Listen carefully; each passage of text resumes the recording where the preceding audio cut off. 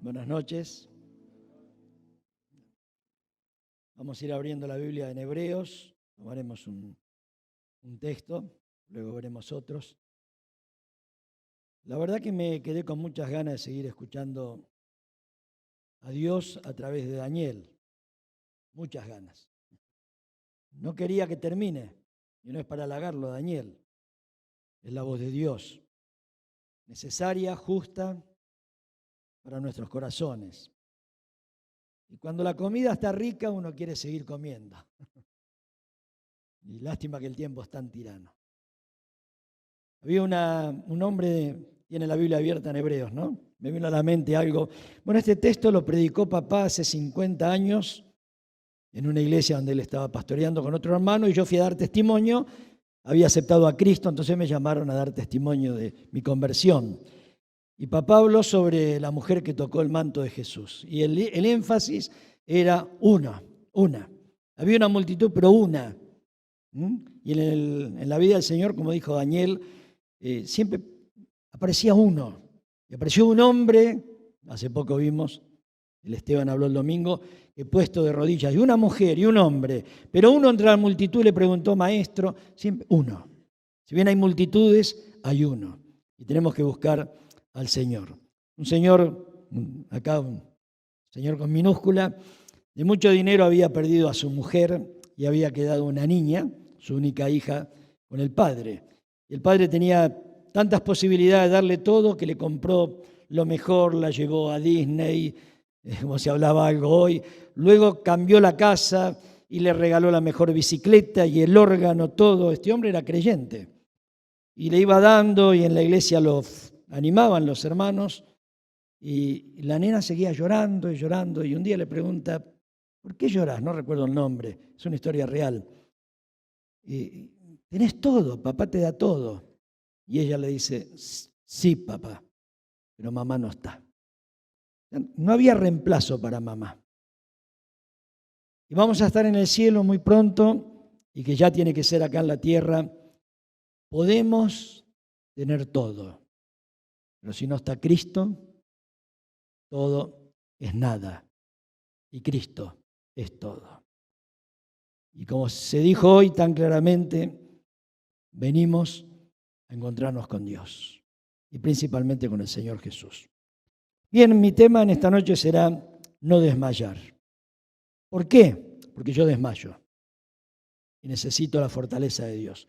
Hebreos 12 en adelante, 1 en adelante dice, por tanto nosotros también teniendo en derredor nuestro tan grandes nubes de testigos, no es que nos están mirando, es al revés. Es una alegoría, una hipótesis que el escritor usa para ver que estamos corriendo la carrera. Despojémonos de todo peso y del pecado que nos asedia y corramos con paciencia la carrera que tenemos por delante, puestos los ojos en Jesús, el autor y consumador de la fe, el cual, fue dicho hoy, el Señor por el gozo puesto delante de él, sufrió la cruz, menospreciando el oprobio, y se sentó a la diestra del trono de Dios. Considerad, hay que estudiarlo, detenerse en el Señor, ver como se dijo hoy sus palabras, sus obras, la cruz, su sufrimiento, su muerte, su resurrección, su ascensión a la gloria y su pronta venida. Pero miremos a aquel que sufrió, ahí está la base. Consideren a aquel que sufrió tal contradicción de pecadores contra sí mismo, ¿para qué? Para que vuestro ánimo no se canse hasta desmayar. Porque aún no habéis resistido hasta la sangre combatiendo contra el pecado. Bien, muchos de los que nombra Hebreos capítulo 11, aquí el autor, los que consideramos como los héroes de la fe, aquellos que les conocemos, a la mayoría de ellos. Luego aparecen los anónimos al final del capítulo, que no lo conocemos, pero por lo que se dice puede estar hablando de Isaías y de otros que fueron aserrados, apedreados, muertos a filo de espada, como Jacobo, el hermano de Juan, hijos de Zebedeo. Pero el tema es que el ánimo no se canse hasta desmayar. Hace unos martes atrás, no sé si hará un mes y medio, parece que hubo una confusión con la lista, cosas que pasan, no deberían pasar, pero pasan. A veces esperamos un hermano, entendió mal, a mí me pasó, me habían invitado a una reunión y no fui, después viene el hermano, es raro que me pase, bueno, y no fui a predicar de la iglesia de los Plátanos cuando estaba el hermano Quero, y me vino a retar a casa, ya está con el señor Quero. Pero che, te esperábamos, ¿qué pasó? No, era para el otro domingo, no era, bueno. Y ese día, en 20 minutos hablé sobre la oración, creo. Dirán, qué poquito, bueno, se había ido el tiempo y suelo ser larguero, pero me quedó la frase, esta parábola les dijo Jesús acerca de orar siempre y no desmayar. Ahí está el tema. ¿Qué es desmayar? Bueno, obviamente yo creo que me desmayé una sola vez. En 69 años me pegaron un pelotazo jugando al fútbol y estuve inconsciente, no sé, 30 segundos me iban a llevar al médico, luego reaccioné. Ve que por mi nariz tan chiquitita me pegó en la nariz y ahí quedé. Bien. Y después cuando me operaron del apéndice, que me durmieron totalmente. Después no sé lo que es un desmayo. Eso hablando clínicamente. Pero la palabra acá se aplica metafóricamente acerca del ánimo, de perder la fortaleza, de caer en las actitudes de la vida, de perder la fuerza, la esperanza, la confianza, el dejar de mirar hacia adelante, el pensar que todo se termina, que no hay una luz al final del túnel, como se suele decir, y entonces uno desmaya. La vida nos va marcando, nos va trabajando. La vida es como una máquina de lijar que va sacando de nosotros, consumiendo las energías.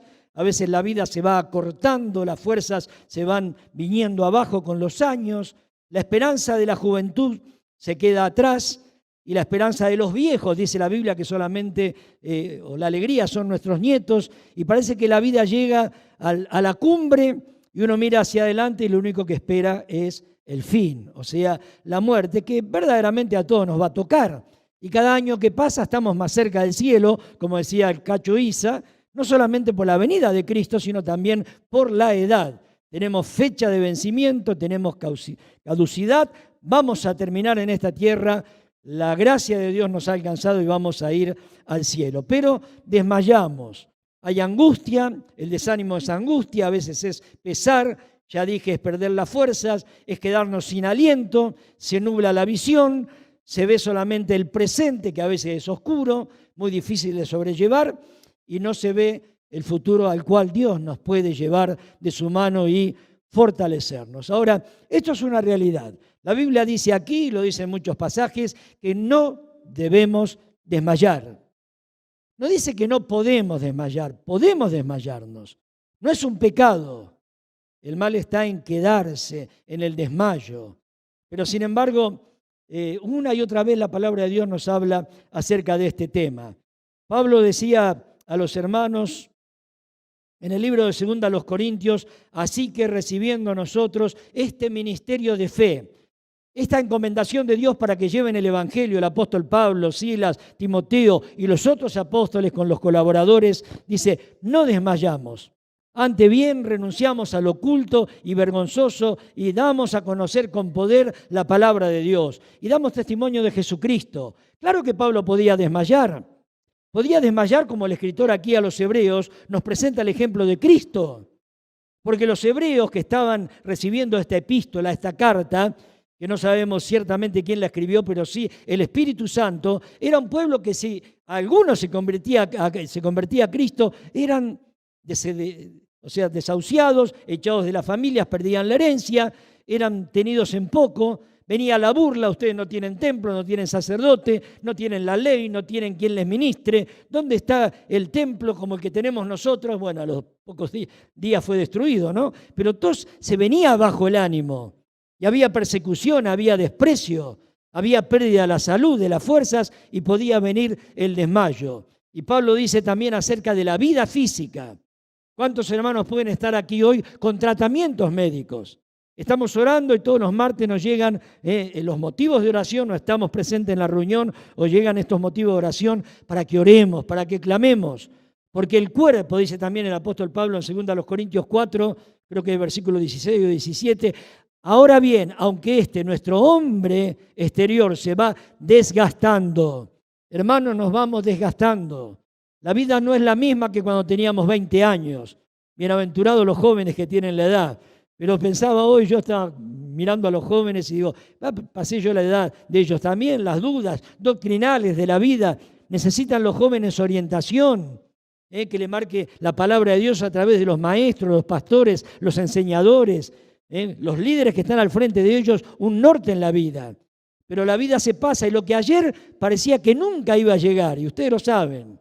Hay algunos hermanos que peinan canas acá. Uno cumple 84 años, mírenlo allá. A los 84 años presenta un libro. Y Rolo lo va a alcanzar en el mes de noviembre. Y Pablo Casepi ya le lleva 2 años. Y algunos que nos conocimos aquí jugando al fútbol. Yo con ellos, mi hijo chiquitito, yo ya no puedo correr, hermanos. Si corro me canso. Ya me veo no doblando el codo, ya el codo hacia abajo. Nos vamos. El hombre exterior se va desgastando, sin embargo, el interior se renueva día en día. Qué lindo que es haber visto hermanos en la fe. Yo lo recuerdo a don Roberto Ochoa, quedándose con nosotros en los campamentos, a veces hasta las 3 de la mañana. Un día, nunca me olvido, Cacho dice, bueno, chicos, hermanos, se terminó. Haciéndoles preguntas de la Biblia, y él con una fortaleza, con una alegría, estaba pisando los 70 y pico de años, 78, y ahí estaba con nosotros respondiendo preguntas. El hombre interior de don Roberto se renovaba día en día. ¿Me llevas la valija?, me dice, a la habitación. Bueno, cargué la valija, yo plomo era. ¿Pero qué trae acá? Entonces le llevo la valija. Digo, ¿qué tenés, Roberto, acá adentro? ¿Libros? Y Rolo lo había ido a buscar a la terminal ese día, y Rolo me contó, se debe acordar, creo que por allá atrás está Rolo. Lo encontró en la terminal, estaba esperando que lo busquen para llevarlo a San Antonio de Redondo, y estaba Ochoa con la Biblia. Hola, don Roberto. Nada. Hola, don Roberto. Nada. Estaba concentrado con la... Roberto. Ahí reaccionó don Roberto. Lo invitamos con Elsa a desayunar una mañana, casi que no nos habló. Uno dice, qué falta de respeto. Estaba con la Biblia. Pero eran los momentos que él aprovechaba para luego darle a todos. Y Pablo era un hombre que tenía chichones, apedreadas, había naufragado, como él lo dice, 3 veces, 4 veces apedreado. He sido azotado como varas, pero sin embargo se presenta siempre renovado por el poder de Dios. Ahora, ¿por qué nosotros desmayamos? Desmayamos por las cosas de la vida. Desmayamos porque no se dio con la novia que esperábamos que se iba a dar. Desmayamos porque falló el novio. Desmayamos porque perdemos el trabajo. Porque no pudimos entrar por la carrera que teníamos o queríamos avanzar con ella. Desmayamos porque a veces cedemos a la tentación, recién se dijo, o caemos, fracasamos y cuesta volver a levantarse. Desmayamos porque pensamos que en la iglesia no nos aman y dejamos de orar y de congregarnos y venir y estar cerca del Señor. Y desmayan los padres por los hijos. Y desmayan y se decaen los hijos porque ven a los padres lejos de Dios. Hablaba con una hermana en esta semana y, bueno, ¿cómo andas? Y acá estamos saliendo, tratando de salir. Lo triste que no sé dónde él está, claro. Desmayamos por la posición o la vida espiritual del que no es creyente. Yo tengo una hermana enferma de cáncer. Ella dice que aceptó a Cristo. Por los frutos, creo que no. Y estamos orando por ella. ¿Y cuál es la preocupación? Saber a dónde va a ir luego. Porque morir se va a morir. Le dije el otro día, Elena, si no es ahora que cumpliste 72, dentro de 10 años, todos nos vamos. Algunos la vida del hombre 70, 80, y desmayamos en la iglesia, y desmayamos en la vida, y desmayamos por el trabajo que se viene abajo, y desmayamos por lo que alquilamos, nos aumentan los alquileres, y uno comienza a desanimarse en la vida, a pensar que ya tendríamos que estar un poco mejor, y parece que no, y desmayamos por una enfermedad, desmayamos por un accidente, desmayamos por conflictos matrimoniales, familiares, desmayamos por los recuerdos de la vida a veces. Extrañamos a los seres queridos que han partido, por la gracia de Dios, a estar con Cristo, lo cual es mucho mejor. Vienen los desmayos, hermanos, la vida es una lucha, la vida es una batalla que libramos día a día. Y a veces estamos como heraldos firmes con las armas, batallando y luchando físicamente, anímicamente, espiritualmente. Vamos al frente. Porque allá al frente lo vemos al líder, al capitán y al autor de nuestra fe, como hemos leído. Puesto los ojos en Jesús, el autor y consumador de nuestra fe. Pero a veces nos caemos. A veces nos caemos. Se debilitan las manos y comienzan a temblar las piernas, espiritualmente hablando, como dice Hebreos 12, versículos 13 en adelante. Por lo cual, alzad las manos, que se afirmen las rodillas que están paralizadas y hagan sendas derechas para vuestros pies. Y no es muy difícil quedarnos a hablar un rato en la iglesia y encontrarnos con un hermano o con una hermana que se le dedicamos 5 minutos solamente, luego de saludarlos y preguntarle, ¿cómo estás? Pero quédate al lado del hermano o de la hermana. ¿Cómo van las cosas? Y puede salir una lágrima de los ojos de ellos, o abren el libro de su vida y empezás a leer en las declaraciones que te van haciendo que están pasando conflictos, angustias, temores, preocupaciones, dificultades. ¿Quién está exento de esto? Nadie. Cristo lo anunció. En el mundo tendréis aflicción. Pero confiad, yo he vencido al mundo. Pablo, hablando de las tribulaciones, dice, quiero que sepan, cuando es apedreado en Listra, para esto estamos puestos, para tribulación. Y le dice a su hijo en la fe, Timoteo, 2 Timoteo 3:12, y todos aquellos que quieran vivir piadosamente en Cristo Jesús padecerán, ¿qué? Persecución. Hay persecuciones de afuera, hay problemas adentro en la iglesia, hay problemas familiares en la familia y hay problemas también personales. La bendición es que tenemos un Dios, como se decía hoy, que está cerca, tan cerca de nuestros problemas que ha dicho allá en uno de los salmos, con Él estaré yo en la angustia. 7 veces cae el justo y vuelve a levantarse. En medio de la angustia y de la prueba, ahí está el Señor. Job podía decir, mullirás tu cama en la enfermedad de Él.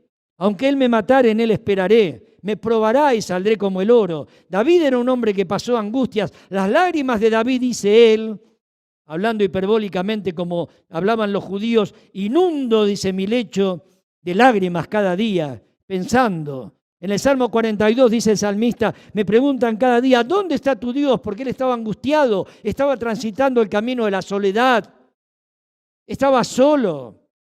A veces, hermanos, la soledad es una gran bendición. Me hace muy bien personalmente a veces los momentos de soledad cuando estoy trabajando en la relojería. O pongo música cristiana o escucho la radio cristiana o en silencio, o apago la radio, estoy solo y renegando con los relojes. Ahí empiezo a pensar en el Señor. Pero a veces la soledad es una flecha que se te clava. Como dijo el apóstol Pablo, todos me han dejado solo. Pero no estoy solo, porque el Señor está conmigo. 3 cosas rápidamente. ¿Por qué no tenemos que desmayar? El hecho de que desmayemos, todos hemos desmayado, hermanos. Cuando somos jóvenes, la vida es más fácil. Yo cuando era jovencito y estaba predicando en la provincia de Entre Ríos, veía a unos hermanos mayores que nunca se quedaban a compartir el té, lo que preparaban las hermanas, como se dice, la social, después de la reunión. Y había un hermano muy querido, con él se lo habíamos ganado a la familia para el Señor. Y nos reíamos, decía, no creo que me llegue a escuchar Natalio, pero Natalio le decía a Nélida, una familia amorosa, luego se mudaron al sur, vamos vieja. Yo le decía, quédate Natalio. ¿Saben a qué hora se levantaba el hermano? A las 4:30 de la mañana. Hoy yo le tocaría el costado a Elsa y le diría, vamos vieja, aunque todavía no le digo vieja. Yo le digo linda y ella me dice lindo a mí. Ahora pregúntenle por qué me dice lindo a mí. Y hoy sí lo tendría a Natalio, que un día le dije, ¿pero por qué no te quedás, Natalio? Una iglesia chica, éramos 40, luego 50 miembros. ¿Por qué no te quedás? No, que mañana. Y yo lo juzgaba. Hermano, yo tenía 25 años, estaba predicando la palabra. Y este hermano era un hermano de 50. Tenía que ir a trabajar temprano, y un trabajo rudo, de albañil, de pintor. Y ahí estaba en la lucha. Pero van pasando los años. Somos hijos y parece que los padres son Superman, que no pasa nada y pensamos, pero estos viejos siempre tienen problemas. Cuando crecemos y nos casamos y tenemos hijos, a luchar con los hijos. Ahora lo comprendo a papá. que no dormía muchas noches y mamá que se quedaba al lado de la cama del nene enfermo. Y por ahí nos despertaban a la madrugada porque había uno que se estaba ahogando y necesitaba por el asma, por un problema, ir al médico. Y no descansábamos. La vida viene y las luchas se van acercando. Por eso necesitamos al Señor, necesitamos su auxilio y lo tenemos por la gracia de Dios. Y lo primero que tengo para decirle, que no lo voy a hacer corto, obviamente hoy es un día especial, tenemos menos tiempo, pero porque tenemos un Padre cercano y especial. Escuche, tenemos un Padre que está cerca y que es muy especial. Todo niño asustado, quebrantado en un momento de dificultad, quiere correr a los brazos del Padre. Qué lindo. Eso hablando físicamente, mundanalmente. Qué alegría que nos daba ver a nuestro Padre cuando volvía al trabajo. O ir llorando y correr a los brazos de él o a los brazos de mamá, pero saber que el Padre siempre estaba cercano. ¿Cuántas cosas recordamos? Yo voy a cortar acá porque me voy a poner a llorar y el tiempo se va. Pero los recuerdos del Padre, hermoso. Y tenemos un Padre especial. Dice 1 de Juan capítulo 3, versículo 1 al 3, porque luego viene la segunda parte, que tenemos una posición especial. Mirad cuál amor nos ha dado el Padre para que seamos llamados hijos de Dios. Somos hijos de Dios. Una de las grandes misiones de Cristo, si bien se habló mucho de Él hoy, y siempre vamos a seguir hablando de Cristo, del Señor, y lo ha escrito Horacio y hemos escuchado y tenemos libros acerca de la persona de Cristo y van a seguir todas las reuniones, pero lo que vino a hacer Cristo es llevarnos a Dios. Creo que hoy se leyó, Rolando leyó, ¿no? Cristo sufrió por nuestros pecados, capítulo 3, un capítulo más adelante, para llevarnos a Dios. Y nos ha llevado a Dios. Es como tomarnos en sus manos y acercarnos a Él, al Dios, al Padre de las luces, al Padre benigno, al Padre que juzga todo lo que nosotros vivimos y transitamos para darnos la bendición, la consolación, el aliento, la cercanía. Un Padre cercano, un Padre especial, un Padre que nos ha amado, dice la Biblia, desde antes de la fundación del mundo. ¿Por qué desmayar si papá está a nuestro lado? Cuánta angustia cuando los chicos pierden a los padres y quedan solos. Pero qué lindo que es saber que nuestro Padre Celestial jamás nos va a abandonar. Tenemos un Padre especial. Luego le voy a nombrar algo de Isaías, pero un Padre que está cercano. Y usted puede ver en toda la Biblia la actividad y la acción de este Padre. Pudo decir Nahum, en Nahum capítulo 1, versículo 7, hablando de la destrucción de Nínive, todo es juicio ahí. Pero Nínive quiere mostrar que Dios no es solamente el Dios que hace juicios, que va a destruir a uno de los imperios más poderosos del mundo de aquel entonces. Dice Nahum 1.7, ustedes posiblemente lo sepan de memoria también. Jehová es bueno, fortaleza en el día de la angustia y conoce a los que en él confían. Isaías 26, versículo 1 al 4, al finalizar esa promesa tan hermosa de Isaías capítulo 26, dice: confiad en Jehová perpetuamente, porque en Jehová el Señor está la fortaleza de los siglos.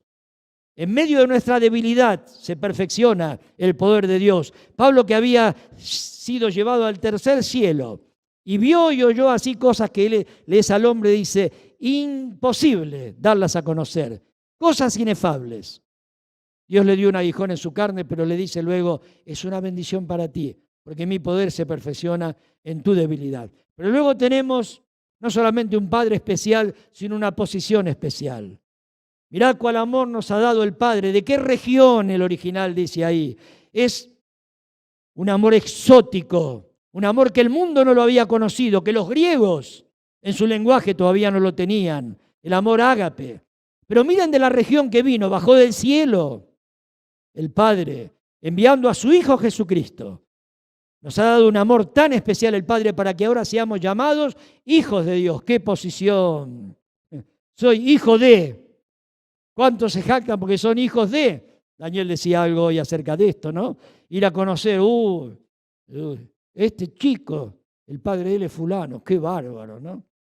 Y uno dice, bueno, el hijo del presidente, el hijo del nuevo rey Carlos de Inglaterra, pobre la que le espera, ¿no? El hijo de la reina, el hijo del predicador. ¿Por qué tiene que ver? Soy hijo de Dios. Y nos tiene que emocionar saber que somos hijos de Dios. Porque si hijos también somos herederos y coherederos juntamente con Cristo. Y vuestro Padre Celestial, ¿cómo no nos dará juntamente con Cristo todas las cosas?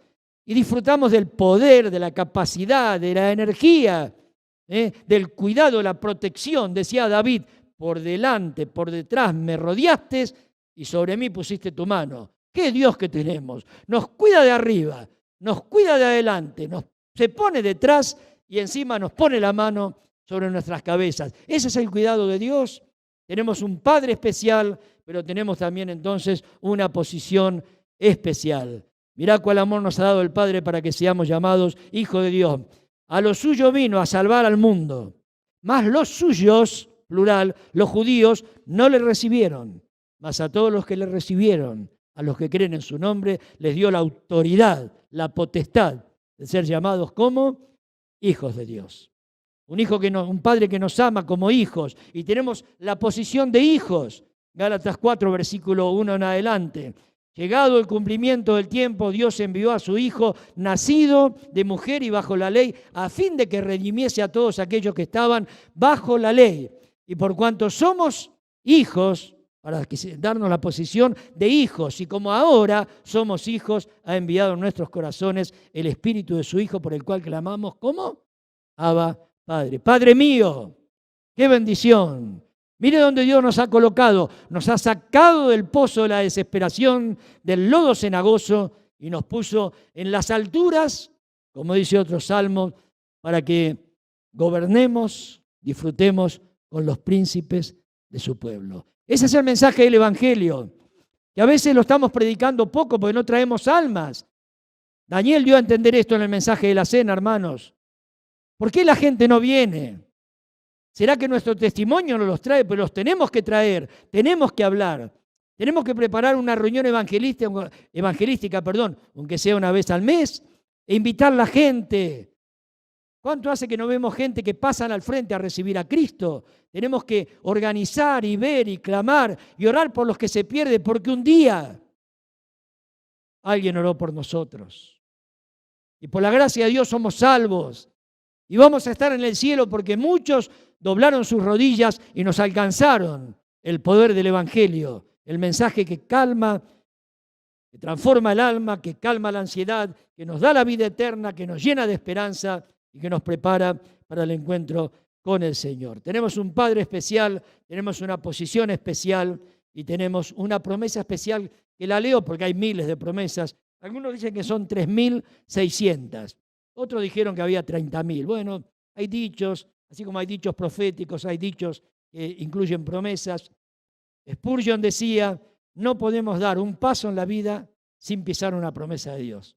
Como diciendo, cada vez que vamos caminando vamos teniendo una promesa para el trabajo, para el transporte cuando salimos, cuando vamos en el auto, cuando enfrentamos la vida, cuando vamos al hospital con el niño enfermo o con el padre que ya sabemos que puede estar partiendo, con la esposa que está mal, con el esposo, a ver a los hermanos, siempre está la promesa de Dios. A veces Dios dice, sano y sana. Y bendecimos al Señor porque hay hermanos que han sido operados y estuvieron al borde de la muerte. Y hoy están con nosotros en la iglesia local todavía. Pero hay otros que partieron a estar con Cristo, lo cual es mucho mejor. Pero Hebreos 13:5 dice, no te dejaré ni te desampararé. Hay grandes promesas. Dios es un Dios de promesas. Hay una canción que la hemos cantado, Dios de pactos, que cumple tu palabra. Dios cumple. Me decía Abel Altare antes de pasar a estar con el Señor, unos meses antes habíamos estado llevando la palabra en Jujuy y nos quedamos hablando. ¿Sabes hasta qué hora nos quedamos hablando y luego orando? Mi yerno Claudio todavía vivía. Y estábamos con él Abel tenía cáncer de próstata y ya tenía metástasis. Y un chico que le manejaba el auto y nos pusimos a charlar después de una reunión ardua, a hablar con gente. Yo tenía un sueño que me caía. Empezamos a hablar con él y nos pusimos a orar por mi yerno, a orar por la salud de él. Me nombró otros hermanos de Santa Fe que estaban enfermos, les nombré otro de acá. Nos arrodillamos y oramos. Y me decía Abel, nunca me lo olvido, cuando terminé de orar. ¿Crees que Dios puede sanar a tu yerno? Sí, lo creo. Digo, pero no sé si es la voluntad de Dios sanarlo a Claudio. Le digo, y creo que Dios te puede sanar a vos también, aunque estaba cerca de los 80 años ya él. Dios cuando quiere todo lo puede hacer, pero a veces no lo hace. Pero tenemos la promesa, hermanos, que Él va a estar con nosotros en la sanidad, en la enfermedad o en el momento de la muerte. Entonces tenemos un Padre especial, una posición especial y una promesa especial también. Bueno, ustedes saben, acorto mucho. A veces no es necesario tampoco que sea tan largo el mensaje. Pero me impacta Isaías, con lo cual quiero terminar dándole una mención solamente. No quería pasar los 30 y espero llegar a eso, no pasar los 30 minutos.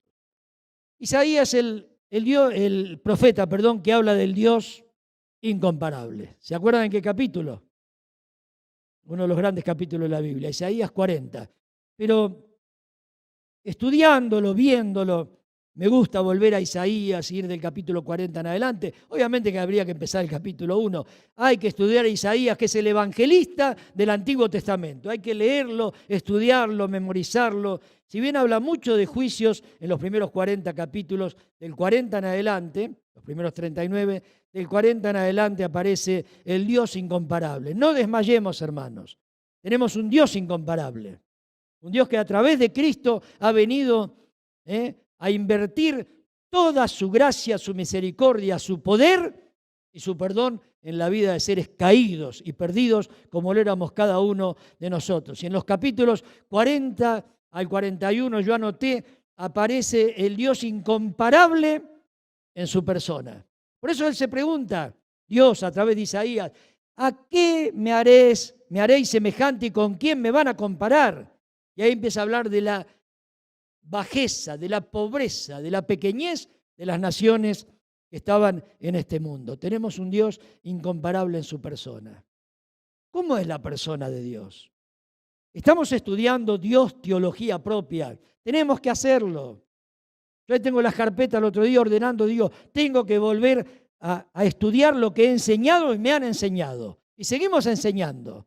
Dios, teología propia. Aprendamos de Dios, el Padre que tenemos. Luego tenemos cristología y tenemos neumatología. Don Roberto nos habló de los 3 temas acá, pero lo hemos estudiado en la escuela bíblica y es bueno que veamos al incomparable Dios de Israel, que es incomparable en su persona. Los capítulos 42 al 43, 4, 5, 6 veces, incomparable en su perdón. Por amor de mí mismo, dice Isaías 43, versículo 18, creo que es, borro tus rebeliones. En esos capítulos aparece el incomparable perdón de Dios. En los capítulos 44 al 45, el Dios incomparable en la restauración de su pueblo. 200 años antes que Ciro nazca, Dios le pone nombre. Y luego lo prepara para que Israel vuelva a la tierra. Isaías, por visión de Dios, ya veía todo esto que estaba por suceder. Incomparable en la restauración. Capítulos 46 al 48, incomparable en sus juicios y en su poder. Babilonia, el gran martillo, llamado así por Dios mismo, que destruía naciones, tribus, pueblos. Dios le dice, vas a caer. Y Babilonia fue destruida. Pero tenemos en los capítulos 52 y 53, que hoy Daniel lo recitó prácticamente de memoria, y creo que la mayoría lo sabemos de memoria.